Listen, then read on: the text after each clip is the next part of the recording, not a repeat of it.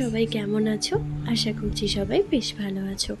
তুলি সংসারেই সবাইকে অনেক অনেক ওয়েলকাম। চলে এসেছি আবার একটি নতুন ব্লগ নিয়ে। আর আজকের ব্লগটা মঙ্গলবারের আমি সকাল থেকে তোমাদের সঙ্গে নিয়ে ব্লগটা শুরু করলাম। সবাই দেখতে থাকো, আশা করছি আজকের ব্লগটাও তোমাদের বেশ ভালো লাগবে।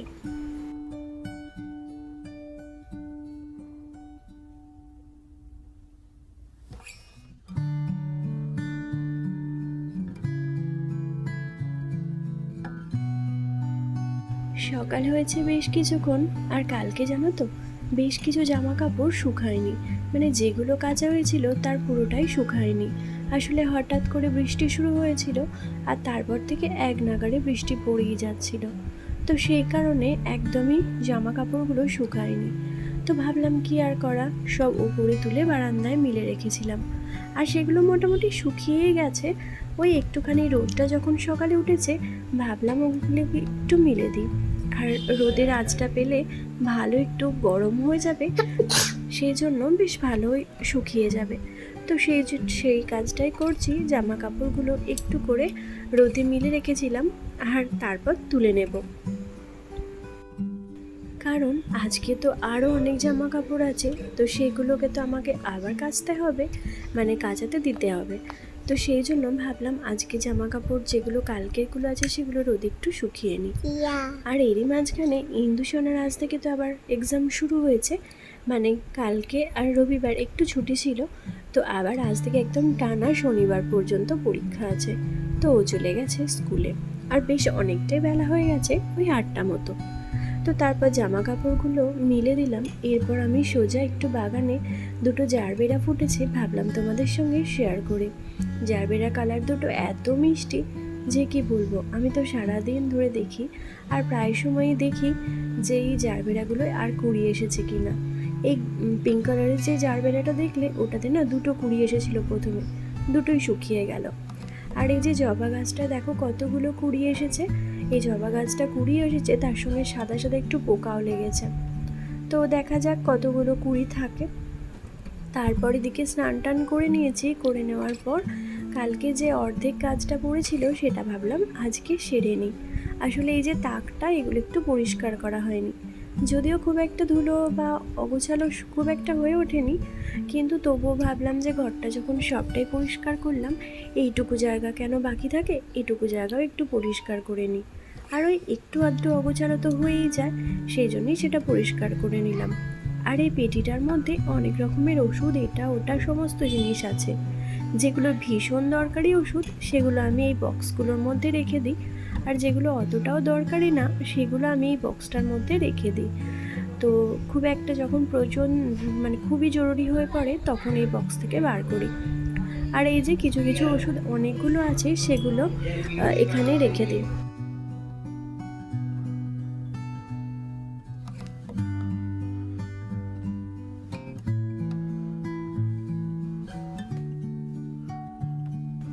আর কি বলো তো, একবারে পুরো ঘরটা পরিষ্কার করে নিলে না, আবার হয়তো এক সপ্তাহ পর পরিষ্কার করলাম তখন কিন্তু নোংরা হয় না। আর এই যে একটা জায়গা পরিষ্কার করব, একটা জায়গা পরিষ্কার করব না, 2 দিন পর দেখবো আবার নোংরা হয়ে গেছে। তখন যখন এই জায়গাটা পরিষ্কার করব, সেই ধুলোগুলো আবার অন্য জায়গায় লাগবে, তারপর আবারও নোংরা হয়ে যাবে। তার থেকে মনে হয় একবারেই সমস্তটা পরিষ্কার করে নিই। কিন্তু কালকে তো রান্না করে নিয়েছিলাম, কিন্তু পরিষ্কার করতে করতে একটু দেরি হয়ে গিয়েছিল, তাই রেখে দিয়েছিলাম। আর সেই জন্য আজকে এইটুকু কাজ আজকে একদম শেষ করে নেব, আর তারপরেই রান্না বান্না করব। আর এই যে এই প্যাকেটটার মধ্যে এই সমস্ত বোতল, এই ওষুধগুলো রেখে দিচ্ছি। আসলে এগুলো খুব একটা প্রয়োজন হয় না, তো প্যাকেটের মধ্যে রেখে দেওয়াই ভালো। আর বর্ষাকালে যে সমস্ত জিনিস কাচাকাচি হয়, জানোই তো, কমফর্ট দিতেই হয়, না হলে তো একদমই মানে এত বাজে একটা স্মেল উঠবে কি বলবো। তো সেই সমস্ত জিনিসগুলো সুন্দর করে গুছিয়ে রেখে দিলাম, যাতে দেখতে ভালো লাগে। আসলে যত সুন্দর করে গোছানো যায় তত সুন্দর কিন্তু সারাদিন থাকে না, কারণ এতটাই অগোছালো করে দেয়, কি বলবো বলো তো। মানে সব বাড়িতেই এই জিনিসটা হয় যে গোছানো হয়, কিন্তু গোছানোটা বেশি দিন থাকে না, ওই মাঝে মধ্যে গোছানো হয়, তারপরে কিন্তু অগোছালো হয়ে যায়। তো এই দাগটা সুন্দর করে গুছিয়ে নিয়েছি, জানি না কতদিন থাকবে। আর ওপরের যে জায়গাটা, সেটাও কিন্তু খুব সুন্দর করে মুছেও নিয়েছিলাম। এরপর এই যে মাঝের তাক, এই দাগটাও একটু সুন্দর করে মুছে নেব, আর তারপর একদম সুন্দরভাবে গুছিয়েও নেব। আর এর মধ্যে তো জানোই ওই আমার সাজগোজের একটু টুকটাক জিনিস থাকে, তার মধ্যে চিরুনি থাকে, বডি লোশন, তারপর বডি স্প্রে, পাউডার, এই সমস্ত জিনিসগুলো থাকে, নেল পলিশ, এই সমস্ত জিনিসগুলো মানে খুবই রেগুলার যেগুলো প্রয়োজনীয় সেগুলোই এর মধ্যে রেখে দিই। আর এটাও খুব একটা নোংরা হয়নি, কারণ কি বলতো, এটা তো খুব একটা বেশি দিনের না, এই কয়েকটা দিন আনা হয়েছে, কিন্তু ওই অগোছালো হয়ে যায়, এটাই যা, এটা এদিকে এটা ওদিকে, কিন্তু এই জায়গাটা আমি প্রত্যেকটা দিনে পরিষ্কার করি, তাই খুব একটা নোংরা থাকে না। আসলে যে যখন এখান থেকে যা জিনিসই নেয় না কেন উল্টোপাল্টা করে রেখে দেয়, তাই আমাকে প্রত্যেক দিনই এই জিনিসটা পরিষ্কার করতে হয়। আর সঙ্গে ওই যে চিরুনিগুলো থাকে, তো চিরুনিগুলো থাকার ফলে কি হয় বলো তো, উল্টোপাল্টা হয়ে যায়। যত সুন্দর করেই রাখি না কেন, যতবারই যে চিরুনি নেয় ওই ছড়িয়ে রেখে দেয়, তো সেই জন্য সুন্দর করে রেখে দিই। আর ওই পেছনে একটা মাস্ক রাখলাম, ওই মাস্কটা আমি ওই স্মার্ট বাজারে কয়েকটা জিনিস কিনেছিলাম তার সঙ্গে পেয়েছিলাম, তো সেগুলো রেখে দিয়েছি। এই বক্সটার মধ্যে একটা ওয়াইপসের প্যাকেট রাখলাম, সঙ্গে এই যে কৌটোটা, তো এর মধ্যে রাখলাম কয়েকটা গার্ডার। আর এই যে মানে পতাকার যে ব্যাচটা, ওই ব্যাচটা ইন্দুকে ওর জেঠু দিয়েছিল, সেটা ওখানে গুছিয়ে রেখে দিলাম। তারপর এই সাইডটায় চলে এলাম, এখানেও কয়েকটা জিনিস আছে, সেগুলো একটু সুন্দর করে গুছিয়ে রেখে দেবো।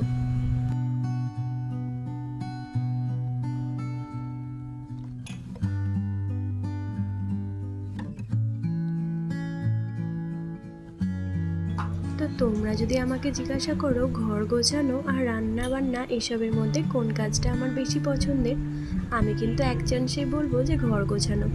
কারণ যে রকমই ঘর হোক না কেন, সুন্দর করে পরিপাটি করে গুছিয়ে রাখতে আমার বেশ ভালো লাগে। আর এই দাগটা জানো তো গোছালাম না, কারণ এই দাগটা সেরকমভাবে অগোছালো হয়নি, তো ঠিকঠাকই আছে। আসলে এখান থেকে ওই যে মাঝে মধ্যেই ভাঁড়, ওই যে আমার হাঁস ভাঁড়টা, তারপর এখান থেকে হেয়ার ব্যান্ড, এই জিনিসগুলো ইন্দু সোনা নেয়, সেই জন্য উল্টোপাল্টা হয়ে যায় বলে এগুলোও গুছিয়ে রাখা হয় প্রত্যেক দিনই, তাই ওই দাগটা আর গোছালাম না। এই দুটো তাকে একটু সুন্দরভাবে গুছিয়ে নিলাম। আর যেটা বলছিলাম, রান্না বান্না করতেও খুবই ভালো লাগে, তবে রান্না বান্নার থেকেও ঘর গোছাতে আমি বেশি পছন্দ করি। বিয়ের পরপর যখন প্রথম প্রথম বাপের বাড়ি যেতাম, তখন আমার ইন্দু সোনা বা বিনি সোনা দুজনের কেউই হয়নি, তো যতবারই মায়ের কাছে যেতাম, মায়ের আলমারি, মায়ের ঘরের তাক টাক পরিষ্কার সেসবগুলো আমিই করে দিতাম, কারণ মা স্কুল কাজ এটা ওটা করে তো মায়ের সময় হতো না, তাই আমি যখন যেতাম আমি চেষ্টা করতাম মায়ের ঘরটা একটু সুন্দর করে গুছিয়ে রাখার।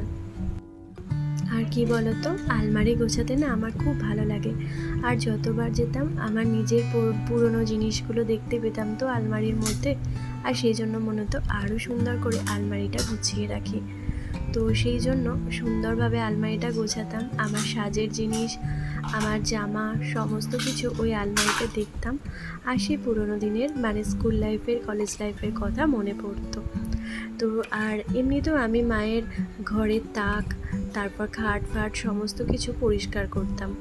এখন যখন যাই তখন কিন্তু আর ওই করার এনার্জিটা থাকে না, জানো তো।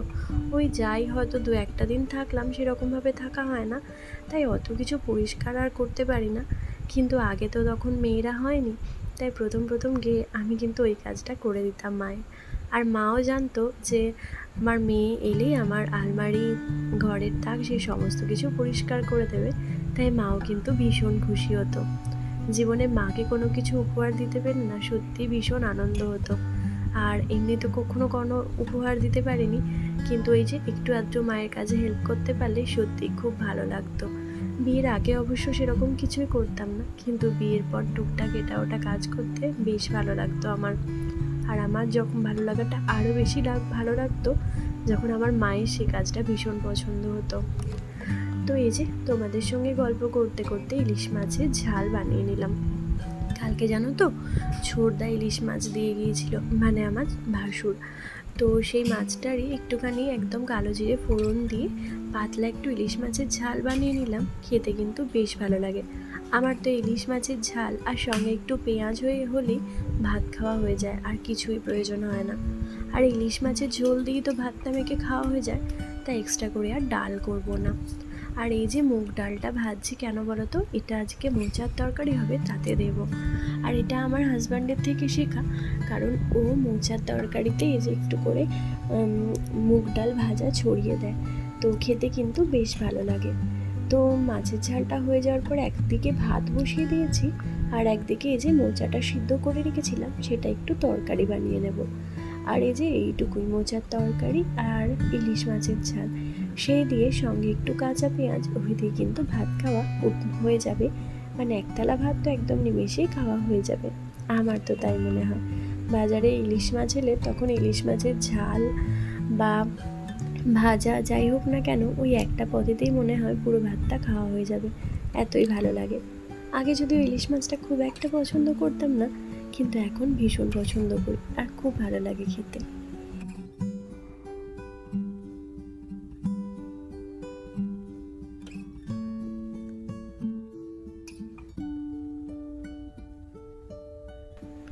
আর আজকে জানো তো, এই যে মোচাটা যখন ছাড়াচ্ছিলাম তখন আমার বেনিশোনা আমাকে সাহায্য করছিল জানো।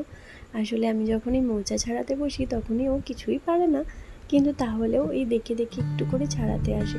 আমি বারবার বলি যে ওই হাতে আঠা লেগে যাবে, কিন্তু তাহলেও ও ছাড়াতে আসে, ছোট ছেলে তো।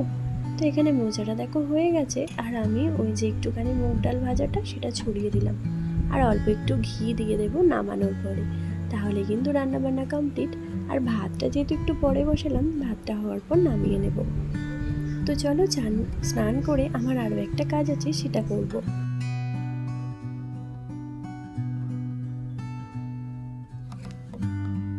তো আজ হচ্ছে 23রা ভাদ্র, আর আজ হচ্ছে আমার বাবার মৃত্যুবার্ষিকী।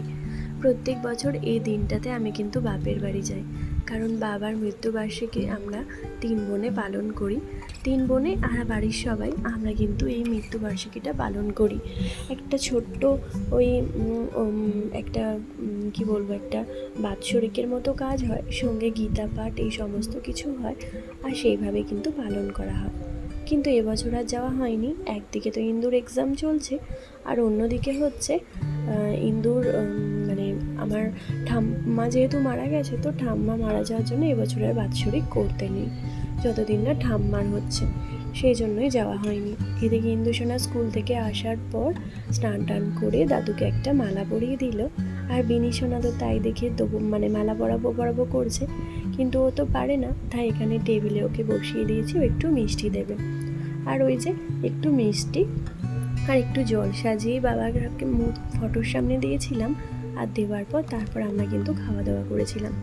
আর এই একটা দিন কেন বলবো, মানে বছরের প্রত্যেকটা দিনই কিন্তু বাবার কথা ভীষণ মনে পড়ে, আজকের দিনটা বলে নয়। কিন্তু কি বলতো, যে মানুষ চলে যায় সে তো আর কখনো ফিরে আসে না, কি আর করার। আজকে চলে গেছে বাবা, 7 বছর হয়ে গেল। 2017 সালে আমার বাবা মারা গেছে। আমার বাবার একটা কঠিন রোগ হয়েছিল, কিন্তু তারপরেই আমার বাবা মারা গেছে। তো এই দিনটা আমরা 3 বোনে বাড়ির সবাই মিলে একটু পালন করি, আসলে তার আত্মার শান্তি কামনার জন্য। কিন্তু এবছর ওই যে যাওয়া হয়নি বললাম, তাই নিজেরাই নিজেদের বাড়িতে একটু ফুল মিষ্টি একটু ধূপ দিয়ে নিজেরাই নিজেদের মতো একটু করে পালন করার চেষ্টা করছি। তো এই ছিল আজকের দিন, আর কালকের দিন তো তোমাদের সঙ্গে শেয়ার করব কালকে জীবনে কি ঘটেছিল। তো চলো বন্ধুরা, এখন এবার ভাত টাত খাওয়া দাওয়া করব।